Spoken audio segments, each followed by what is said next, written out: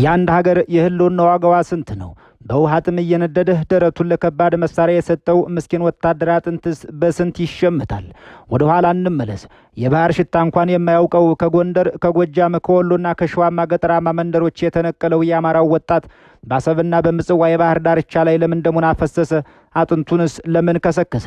የዚያ ሁሉ ጀግና ደም በአሰብ አሸዋ ላይ ገና ሳይደርቅ በለንደን ከተማ በምቾት በተሞላ የድርድር ጠረጴዛ ዙሪያ ጥቂት ፖለቲከኞችና የዓለም አቀፉ ማህበረሰብ ደላሎች የኢትዮጵያን አንገት አንቀው ሲሸጡት እንዴት ዝም ተባለ? 120 ሚሊዮን ህዝብ በመልክዓ ምድር እስር ቤት ውስጥ እንዲኖር በሩ ሲቆለፍ ዓለም ለምን ጆሮ ዳባ ልበስ አለ? ያኔ የተፈጸመው ታሪካዊ ክህደት ዛሬ ድረስ የሚያደማን የትውልድ ጠባሳ ነው። ከ30 ዓመታት ዝምታ በኋላ ዛሬ ላይ ድንገት የባህር በር ካላገኘን እንታፈናለን የሚለው የፖለቲከኞች ጩኸት ከየት የመጣ ነው? ይህ ጩኸት እውነት የሀገርን የህልውና ቁስል ለማከም ነው ወይስ የውስጥ ደም መፋሰሱን የፖለቲካ ውድቀቱንና የኢኮኖሚ ቀውሱን ህዝብ እንዳያየው ሆን ተብሎ የተወረወረ የትኩረት ማስቀየሻ ካርድ? ወንድም ወንድሙን እያረደ መንደር በደም እየታጠበ እርስ በርሱ የሚጠራጠር ህዝብ ይዞ የተሰበረ ማሰሮ እያንጠለጠሉ የባህር በር ማምጣት ይቻላል እንዴ? ይህ ዝም ብሎ ታሪክ አይደለም። ይህ ያልተነገረ የክህደት የፖለቲካ ሸፍጥ የደምና የዛሬው ዲፕሎማሲያዊ ውድቀታችን እርቃኑን የሚቀርበት ጥልቅ ዘገባ ነው። አሰብ የሄደ ዕለት። ክቡራን ሆይ እስከ ዝግጅታችን ፍጻሜ አብራችሁን ቆዩ።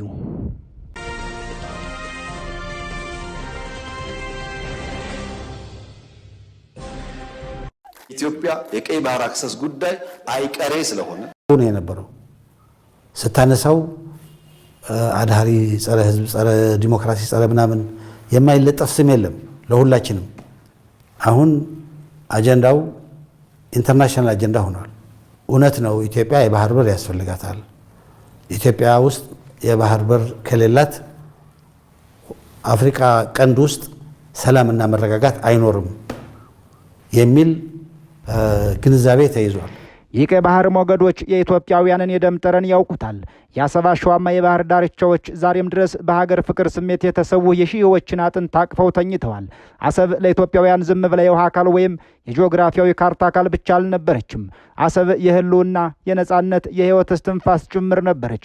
አሰብ የሄደ ዕለት የኢትዮጵያ ታሪክ ገጽ የቆሰለበት፣ የትውልድ የልብ ትርታ የተቋረጠበትና ፍትህ በዓለም አቀፍ አደባባይ የተሰቀለችበት ጥቁር ቀን ነው። አሰብ ወደ ኤርትራ መቼና እንዴት ሄደች ለሚለው ጥልቅ የታሪክ ጥያቄ መልሱ የሚጀምረው በግንቦት ወር 983 ዓመተ ምህረት እንደ አውሮፓውያን ዘመን አቆጣጠር ደግሞ ሜ 1191 ዓመተ ምህረት ነው። የደርግ መንግስት መውደቅን ተከትሎ የህዝባዊ ግንባር ሓርነት ኤርትራ ወይም ህግ-አሄ ወይም ሻዕቢያ ጦር አሰብን ተቆጣጠረ። ይህ በተግባር ወይም ዲፋክቶ አሰብ ከኢትዮጵያ እጅ የወጣችበት ጊዜ ሲሆን በህግ ወይም ዲዩጁር ደግሞ አሰብና መላው የኤርትራ ግዛት ከኢትዮጵያ የተገነጠሉት እንደ አውሮፓውያን ዘመን አቆጣጠር በሚያዝያ ወር 1993 ዓመተ ምህረት ወይም ሚያዝያ 1985 ዓመተ ምህረት በተካሄደውና የኢትዮጵያ የሽግግር መንግስት በኢህአዴግ መሪነት እውቅና በሰጠው ህዝበ ውሳኔ ወይም ሪፈረንደም መሰረት ነው። በወቅቱ የነበረው የኢትዮጵያ መንግስት ለተባበሩት መንግስታት ድርጅት ዋና ጸሐፊ በጻፈው ደብዳቤ ኤርትራ የራሷን ዕድል በራሷ እንድትወስን መስማማቱን ማሳወቁ የኢትዮጵያን የባህር በር ባለቤትነት መብት ለአንዴና ለመጨረሻ ጊዜ አሳልፎ የሰጠ የታሪክ ስህተት ነበር። በዚህ የታሪክ ሂደት ውስጥ በተለይም የኢትዮጵያን ዳር ድንበርና የባህር በር ለማስከበር ሲባል የተከፈለው መስዋዕትነት ወደር የሚገኝለት አይደለም። አሰብ እንዳትሄድ፣ የኢትዮጵያ የባህር በር እንዳይዘጋ በግንባር ቀደምትነት የተሰለፈው የኢትዮጵያ ሰራዊት ሲሆን በዚህ ሰራዊት ውስጥ እጅግ ከፍተኛውን ቁጥር ይይዝ የነበረውና በግዳጅ ጭምር ወደ ጦር ግንባር የተመመው የአማራው ወጣት ነበር። ከጎጃም፣ ከጎንደር፣ ከሸዋና ከወሎ ገጠራማ መንደሮች የተወጣጣው የአማራ ገበሬ ልጅ የባህር ሽታ እንኳን በማያውቀው የአሰብና የምጽዋ አሸዋ ላይ ለሀገሩ ሲል አጥንቱን ከስክሷል፣ ደሙን አፍስሷል። ሜጀር ጀነራል ዳዊት ወልደ ጊዮርጊስ ቀይ እምባ ወይም ሬድ ቲርስ በተሰኘው መጽሐፋቸው ላይ የኢትዮጵያ ሰራዊት በሰሜኑ የሀገሪቷ ክፍል የከፈለውን አሰቃቂ መስዋዕትነት በዝርዝር አስፍረውታል። ወታደሩ በከፍተኛ የውሃ ጥም በበረሃው ቃጠሎና በተተኪ ጦር ጦት ውስጥ ሆኖም አሰብን ላለማስረከብ ያደረገው ተጋድሎ የሰው ልጅ ጽናት ፈተና ነበር። በተለይም የሁለተኛው አብዮታዊ የሰራዊት አባላት በአሰብ ዙሪያና በምጽዋ በተለይም በኦፕሬሽን ፈንቅል ወቅት ከባድ መሳሪያን በድረት እየመከቱ ያለቁት የኢትዮጵያ የባህር በር አልባ መሆን የለባትም በሚል ጽኑ እምነት ነበር። ፕሮፌሰር መስፍን ወልደ ማርያም የክህደት ቁልቁለት በተሰኘው መጽሐፋቸውና በተለያዩ ጽሑፎቻቸው ላይ እንዳብራሩት የኢትዮጵያ ወጣት በተለይም የአማራው የገበሬ ልጅ በኤርትራ በረሃዎች የፈሰሰው ደም ዋጋ ያጣው በፖለቲከኞች ሸፍጥ ነው። እንደ ፕሮፌሰር መስፍን ትንታኔ የትኛውም ሀገር በጦርነት ቢሸነፍም የሀገርን የህልውና መሰረት የሆነውን የባህር በር በድርድር ማስረከብ ሲገባው የኢትዮጵያ ገዢዎች ግን የራስን ሀገር ጥቅም ለባዕድ አሳልፈው በመስጠት የሞቱለትን ወታደር አጥንቱ ወግተውታል። የዓለም አቀፉ ማህበረሰብ ሚናስ ምን ነበር የተባለም እንደው አሰብ የሄደችለት ዓለም አቀፉ ማህበረሰብ ለኢትዮጵያ ፍትህ አልቆመም። ይልቁንም ለጂኦፖለቲካዊ ጥቅሙ ሲል የኢትዮጵያን አንገት አንቆ አሰብን አስረክቧል። እንደ አውሮፓውያን ዘመን አቆጣጠር በ1991 የለንደኑን የሰላም ድርድር የመሩት የአሜሪካው ረዳት ውጭ ጉዳይ ሚኒስትር ሄርማን ኮሄን ኢንተርቬኒንግ ኢን አፍሪካ ሱፐር ፓወር ፒስ ሜኪንግ ኤትራብል ኮንተንት በተሰኘ መጽሐፋቸው ላይ ይህንን የታሪክ እውነት ሳያስቡት አጋልጠውታል። ሄርማን ኮሄን ራሱንና የአሜሪካን ውጭ ጉዳይ ፖሊሲ ያጋለጠበት መንገድ እጅግ አስገራሚና የኢትዮጵያውያንን ልብ የሚያደማ ሆኖ እናገኘዋለን። እንደ አውሮፓውያን ዘመን አቆጣጠር በ1991 የለንደኑን የሰላም ድርድር የመሩት የአሜሪካው ረዳት ውጭ ጉዳይ ሚኒስትር ሄርማን ኮሄን ኢንተርቬኒንግ ኢን አፍሪካ ሱፐር ፓወር ፒስ ሜኪንግ ኤትራብል ኮንተንት ወይም በአፍሪካ ጣልቃ ገብነት ልዕለ ኃያሉ ሀገር በታመሰችው አህጉር ሰላም ስትፈጥር በተሰኘው መጽሐፋቸው ላይ ይህንኑ የታሪክ እውነት ሳያስቡት አጋልጠውታል። ሚኒስትሩ በመጽሐፋቸው ላይ ያሰፈሩት ማስታወሻ የአንድን ትልቅ ሀገር ህልውና በዲፕሎማሲ ጠረጴዛ ላይ እንዴት እንደቀበሩት እርቃኑን የሚያሳይ ራስ ምስክርነት ነው። ታዲያ ኮሄን በመጽሐፉ ምን ብሎ ራሱንና ሴራውን አጋለጠው? ቀዳሚው የኢትዮጵያን ጥቅም ለችኮላ ዲፕሎማሲ መስዋዕትነት ማድረጉን አምነዋል። ኮሄን በመጽሐፋቸው ላይ በግልጽ እንዳሰፈሩት በግንቦት ወር 1983 የለንደን ድርድር ላይ የአሜሪካ መንግስት ብቸኛ ትኩረት የነበረው ጦርነቱን በአፋጣኝ ማቆምና በአዲስ አበባ ላይ ሊፈጠር የሚችለውን ደም መፋሰስ መግታት ብቻ ነበር። በዚህ ችኩል የዲፕሎማሲ አካሄድ ውስጥ 50 ሚሊዮን የዛሬውን 130 ሚሊዮን ህዝብ ያላትና የ3000 ዘመን ታሪክ ያላት ኢትዮጵያ ቀጣይ ዕጣ ፈንቷ የኢኮኖሚ ህልውናዋና የባህር በር ጉዳዩዋ ምን ሊሆን ይችላል ለሚለው ስትራቴጂያዊ ጥያቄ አሜሪካ ምንም አይነት ቦታ እንዳልሰጠችው ኮሄን ራሱ በብዕሩ መስክረዋል። የኢትዮጵያ የባህር በር ጥያቄ በአሜሪካ ችግር ማስታገሻ ወይም ኩዊክ ፊክስ ፖሊሲ ተረገጠ። ሁለተኛው ለሻዕቢያው መሪ የተሰጠው ሚስጥራዊ አረንጓዴ መብራት ነው። ልብ የሚሰብረው የኮሄን ንዛዝ የሚገኘው ከሻዕቢያው መሪ ኢሳያስ አፈወርቂ ጋር ስላደረገው ድርድር ሲያወሳ ነው። ኮሄን በመጽሐፉ እንዳጋለጠው የኢትዮጵያ ማዕከላዊ መንግስት ወይም ደርግ መዳከሙን ተከትሎ አሰብንና መላው ኤርትራን በኃይል ለተቆጣጠረው የኢሳያስ ጦር አሜሪካ ምንም አይነት ቅድመ ሁኔታ ወይም ፕሪኮንዲሽን አላስቀመጠችም። ኢሳያስ አፈወርቂ ነጻነት ወይም ጦርነት እንቀጥላለን የሚል ዛቻ ሲያቀርብ ሄርማን ኮሄን የኢትዮጵያን የባህር በር የማግኘት ታሪካዊ መብት በድርድር ማስከበር ሲገባው ለኢሳያስ የህዝብ ውሳኔ ወይም ሪፈረንደም ጥያቄ ያለምንም ማንገራገር እሽታውን ሰጠ። ይህ ማለት ኮሄንና አሜሪካ ኢትዮጵያን የባህር በር አልባ እንድትሆን የሞት ፍርዷን በይፋ ፈረሙ እንደማለት ነው።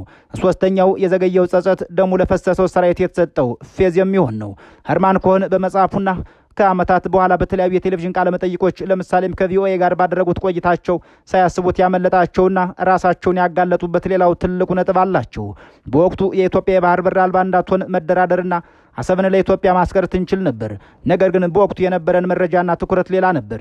አሁን ወደ ኋላ መለስ ብለን ሳስበው ግን ስህተት ሰርተናል የሚል አንድምታ ያለው ኑዛዜ ሰጥተዋል። ምን ዋጋ አለው እንዲለው አበው የኮሄን የዘገየ ይቅርታና የታሪክ ማስታወሻ በአሰብ በረሃ በውሃ ጥም ላረረው በምጽዋ ሸዋ ላይ ደረቱን ለታንክ ሰጥቶ ለሀገሩ የባህር በር ለተሰወው በመቶ ሺዎች ለሚቆጠረው የአማራና የሌላው የኢትዮጵያ ወጣት የፈሰሰ ደም ምላሽ አይሆንም። ኮሄን በመጽሐፉ ያረጋገጠው አንድ ትልቅ እውነት ቢኖር የኢትዮጵያ ወጣት በአሰብ ላይ የከፈለው ወደር የለሽ መስዋዕትነት ዋጋ ያጣው ጀግንነት ስለጎደለው ሳይሆን በዓለም አቀፍ የዲፕሎማሲ ደላሎች የከረጢት ውስጥ ስምምነት መሆኑ ነው። ኮሄን በለንደኑ ድርድር ላይ የሻዕቢያው መሪ ኢሳያስ አፈወርቂ አሰብንና መላው ኤርትራ እንዲቆጣጠሩ አረንጓዴ መብራት ሲያሳዩ የኢትዮጵያን የባህር በር ጥያቄ ግን ወደ ጎን ትተውት ነበር። አሜሪካ በወቅቱ የቀዝቃዛው ጦርነት ማብቂያ ላይ እንደመሆኗ የቀይ ባህር ቀጠናን ከሶቪየት ህብረት ተጽዕኖ ሙሉ በሙሉ ለማጽዳት ስትል የኢትዮጵያን የሺህ ዘመናት የባህር በር ባለቤትነትና የፈሰሰውን የሰራዊቱን ደም በዜሮ አባዛችው። የተባበሩት መንግስታት ድርጅትም ቢሆን ከታሪክ ተወቃሽነት አይድንም። ዓለም አቀፍ የህግ ምሁሩ ዶክተር ያዕቆብ ኃይለማርያም በተለያዩ ጥናቶቻቸው እንዳስረዱት የተባበሩት መንግስታት የባህር ህግ ኮንቬንሽን ዩኒክሎስና ሌሎችም ዓለም አቀፍ ህጎች አንድ ሀገር የባህር በር አልባ እንዳትሆን የመከላከል መንፈስ አላቸው። ሆኖም የተባበሩት መንግስታት ድርጅት እንደ አውሮፓውያን ዘመን አቆጣጠር በ1993 የኤርትራን ህዝበ ውሳኔ ሲያጸድቅና ኤርትራን አዲስ ሀገር አድርጎ ሲቀበል 120 ሚሊዮን በወቅቱ ከ50 ሚሊዮን በላይ ህዝብ ያላት የኢትዮጵያን እንዴት የባህር በር አልባ እንድትሆን ቻለች ለሚለው የህግና የሞራል ጥያቄ ጆሮውን ዳባ ልበስ ብሎት ነበር። የዓለም አቀፉ ማህበረሰብ ለኢትዮጵያ ህዝብ ጣፈንታ ደንታ አልነበረውም። በወቅቱ የነበረው የአማራ ተወላጅ ወታደርና መላው የኢትዮጵያ ሰራዊት የከፈለው መራራ ዋጋ በዓለም አቀፉ ማህበረሰብ ሴራና በሀገር ውስጥ የፖለቲካ መሪዎች አርቆ አሳቢነት ማጣት ከንቱ ሆኖ ቀረ። አባቶቻችንና ወንድሞቻችን በአሰብ በረሃ በኩል ጥም ሲያሩ ደረታቸውን ለጥይት ሲሰጡ በልባቸው ያሰቡት አንዲት ሉዓላዊትና ሙሉ ኢትዮጵያን ነበር። ነገር ግን በለንደን ከተማ በተደረገው ስምምነት ጠረጴዛ ላይ የሄርማን ኮሄንና በጥቂት የፖለቲካ መሪዎች ፊርማ የኢትዮጵያ የባህር በር ተቆለፈ። አሰብ የሄደለት ኢትዮጵያ የውሃ ስርቧን የኢኮኖሚ በሯንና የጂኦፖለቲካ ልዕልናዋን በእርግጥ አጣለች። ዛሬ ላይ ሆነን ወደ ኋላ ስንመለከት በአሰብ አሸዋ ላይ የፈሰሱ የዚያ ምስኪን ሰራዊት ደም በተለይም በመቶ ሺዎች የሚቆጠሩ የአማራ ወጣት መስዋዕትነት እኛን ትውልዶችን ፍትህ የሚሻ ይሆናል። መጽሐፍት እንደሚመሰክሩት፣ ተመራማሪዎች እንደሚሞግቱት አሰብ የሄደችው በጦርነት ተሸንፈን ብቻ ሳይሆን በፖለቲካ ሴራ፣ በዓለም አቀፉ ማህበረሰብ ሸፍትና በታሪክ ክህደት ጭምር ነው። የአሰብ ጉዳይ የቆሰለ የኢትዮጵያውያን ትውስታ ነው። የቀይ ባህር ሞገድ ዛሬም የልጆቹን ድምፅ እያስተጋባ ነው። አሰብ የሄደ ዕለት ከኢትዮጵያ አካል ላይ ትልቅ ብልት ተቆርጧል። ነገር ግን ያ የፈሰሰው ደም፣ ያ የተሰበረው አጥንትና ያ የተፈጠረው የታሪክ ጠባሳ በትውልድ ልብ ውስጥ ለዘላለም ሲነድ ይኖራል። ፍትህ የጠፋበት ያ ቀን አሰብ የሄደ ዕለት የኢትዮጵያ ታሪክ ጥቁር ገጽ ሆኖ በመዝገብ ሰፍሯል። የኢትዮጵያ የባህር በር ጥያቄ ለዘመናት ያንቀላፋ በትውልዶች መካከል ሲሸጋግር የኖረ የሀገር ህልውናና የጂኦፖለቲካ የስሌት ማጠንጠኛ ነው። አሰብን በማጣት የተፈጠረው የታሪክ ቁጭት በኢትዮጵያውያን የፖለቲካና የኢኮኖሚ ትርክት ውስጥ ሁሌም ህያው ሆኖ ይኖራል። ላለፉት 2 ዓመታት የኢትዮጵያ መንግስት ይህንን የህዝብና የዘመናት ቁጭት በማንሳት የባህር በር ባለቤትነትን የፖለቲካ ዋና የንግግር ርዕስ ወይም ዲስኮርስ አድርጎት ሰንብቷል። በተለይም በጥቅምት ወር 2016 ዓ.ም የሀገሪቷ ጠቅላይ ሚኒስትር ለህዝብ ተወካዮች ምክር ቤትና ለባለ ሀብቶች ባደረጉት ንግግር የኢትዮጵያ የህዝብ ብዛት በ2030 ወደ 150 ሚሊዮን እንደሚያድግና ይህ ትልቅ ህዝብ ጂኦግራፊያዊ እስር ቤት ውስጥ ታፍኖ ሊቀጥል እንደማይችል በይፋ ተናገሩ። ይህንን ተከትሎም ጥር 1 ቀን 2016 ዓ.ም ወይም ጃንዋሪ 1 2024 ከሶማሊላንድ ጋር የመግባቢያ ስምምነት ወይም ኤምኦዩ መፈረሙ የዚሁ የባህር በር ፍለጋ ማሳረጊያ ሆኖ ታየ። ይሁን እንጂ በአንድ ወቅት ለመላው የኢትዮጵያውያን የልብ ትርታ የነበረውና በሚሊዮን የሚቆጠሩ ወጣቶች የተሰውለት የባህር በር ጉዳይ መንግስት አሁን በይፋ ሲያመጣው ለምን እንደ ታላቁ የኢትዮጵያ ህዳሴ ግድብ የሀገርን ህዝብ አንድነት የሚያስተሳስር ብሔራዊ አጀንዳ ወይም ናሽናል አጀንዳ መሆን አቃተው? ለምንስ ህዝቡ የጠበቀውን ያክል የድጋፍ ድምፅ ሳይሰጥ በዝምታና በጥርጣሬ አለፈው? ይህ ጥያቄ ፍጹም ገለልተኛ በሆነ የፖለቲካ ሳይንስ፣ የማህበረሰብ ጥናትና ከታሪክ አንጻር እንቃኘው። አንድ ሀገር የውጭ ፖለቲካዋን ወይም ፎሬን ፖሊሲ ስኬታማ ለማድረግና ህዝቧን ከድንበሯ ባሻገር ላለ ራዕይ ለማሰለፍ በቅድሚያ የውስጥ ሰላሟ የተረጋገጠ መሆን አለበት። የኢትዮጵያ መንግስት የባህር በር አጀንዳ ይዞ ብቅ ባለበት ወቅት ሀገሪቱ በከባድ የውስጥ ደም መፋሰስ ውስጥ ነበረች፣ ዛሬም አለች። በሰሜኑ የሀገሪቷ ክፍል በትግራይ በመቶ ሺዎች የሚቆጠሩ ዜጎችን ህይወት የቀጠፈው አውዳሚው ጦርነት ገና ጠባሳው ሳይደርቅ በአማራ ክልል ሰፊና የተራዘመ የትጥቅ ግጭት ተቀጣጥሎ ህዝቡ የዕለት ተዕለት የጸጥታ ስጋት ውስጥ ወደቀ። በኦሮሚያ ክልል ለዓመታት የዘለቀውና ዜጎችን ያፈናቀለው ግጭት መፍትሄ አላገኝም። በተጨማሪም ታይቶ በማይታወቅ የኑሮ ውድነትና የዋጋ ግሽበት ዜጎች ለዕለት ጉርስ በሚታገሉበት ወቅት ነው የባህር በር አጀንዳው የተመዘዘው። በታዋቂው የስነ ልቦና ምሁር አብርሃም ማዝሎም የፍላጎቶች ተዋረድ ወይም ሂራርቺ ኦፍ ኒድስ ጽንሰ ሀሳብ መሰረት የሰው ልጅ መጀመሪያ የህልውና ምግብ፣ ደህንነት፣ በህይወት የመኖር ጥያቄዎች ሲመለሱለት ነው ስለ ትልልቅ ሀገራዊና ስትራቴጂካዊ ራዕዮች ማሰብ የሚችለው። የኢትዮጵያ ህዝብ መንግስትን መጀመሪያ ከመንደር እስከ ከተማ በሰላም ወጥቼ የምገባበትንና በነጻነት የምሰራበትን መብቴን አረጋግጥልኝ፣ የውስጥ ደም መፋሰሱን አስቁም የሚል ጥያቄ እያነሳ ባለበት ሰዓት ከድንበር ውጭ ስለሚገኝ የባህር በር እንዲዘምር መጠየቁ ስኬታማ ሊሆን አልቻለም። የውስጥ መከፋፈልና ሞት ባለበት ሀገር ውጭ አጀንዳ ብሔራዊ መግባባት ሊፈጥር አይችልም። ብሔራዊ አጀንዳ የህዝብና የመንግስት የጋራ ውል ነው። ለዚህ ደግሞ ዋነኛው ግብዓት መተማመን ወይም ትረስት ነው። መንግስት የባህር በር ጉዳይን ሲያነሳ በሰፊ የኢትዮጵያ ማህበረሰብ ዘንድ በተለይም በፖለቲካ ልሂቃኑ በኩል የታየው ምላሽ ጥርጣሬ ነበር። በተጨባጭ የፖለቲካ ትንታኔዎች መሰረት በርካታ ዜጎች ይህንን አጀንዳ ዳይቨርሽነሪ ታክቲክስ ወይም ትኩረት የማስቀየሻ ስልት አድርገው ወሰዱት። መንግስት በሀገር ውስጥ ያሉበትን ውስብስብ የፖለቲካ የጸጥታና የኢኮኖሚ ቀውሶች መፍታት ሲያቅተው ህዝቡ የውስጥ ብሶቱን ትቶ ወደ ውጭ ጠላት ወይም ወደ ውጭ አጀንዳ እንዲመለከት ሆን ተብሎ የተወረወረ ካርድ ነው የሚል ጠንካራ ትርክት ሰፈነ። ይህንን ለማረጋገጥ የታላቁ ህዳሴ ግድብ ታሪክ ማየቱ ብቻውን በቂ ይሆናል።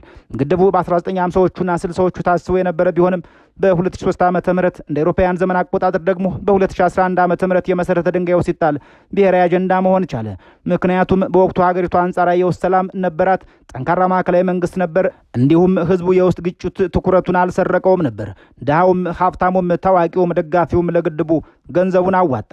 በአንጻሩ የባህር በር አጀንዳው የመጣው በመንግስትና በህዝቡ እንዲሁም በብሔር ብሔረሰቦች መካከል ከፍተኛ የመጠራጠር ግድግዳ በተገነባበትና የሀገር ውስጥ የፖለቲካ ፖላራይዜሽን ጣራ በነካበት ወቅት መሆኑ የጋራ አጀንዳ መሆን አልቻለም። ብሔራዊ አጀንዳ በስሜት ብቻ ሳይሆን በተጨባጭ ዓለም አቀፍ የህግና የዲፕሎማሲ ስሌት ላይ መቆም አለበት። መንግስት የባህር በርን ጉዳይ ይዞ ሲነሳ የተከተለው ስልት በዲፕሎማሲው ዓለም ከባድ አውሎ ነፋስን ቀሰቀሰ እንጂ ተስፋን አላመጣም።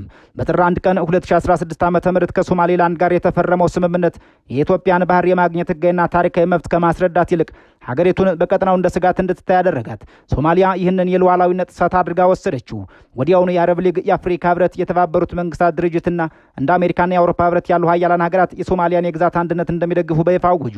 የኢትዮጵያም በዲፕሎማሲው መድረክ ተገለለች። ኤርትራና ጅቡቲም የኢትዮጵያን እንቅስቃሴ በጥርጣሬ መመልከት ጀመሩ። አዲስ የጸረ ኢትዮጵያ ጂኦፖለቲካዊ ጥምረት ለምሳሌም በግብጽና በሶማሊያ መካከል እንዲፈጠር ምክንያት ሆነ።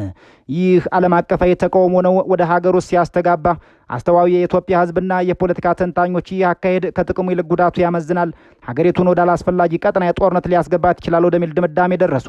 ብሔራዊ አጀንዳ መሆን የነበረበት ጉዳይ የደህንነት ስጋት ሆኖ ተተረጎመ።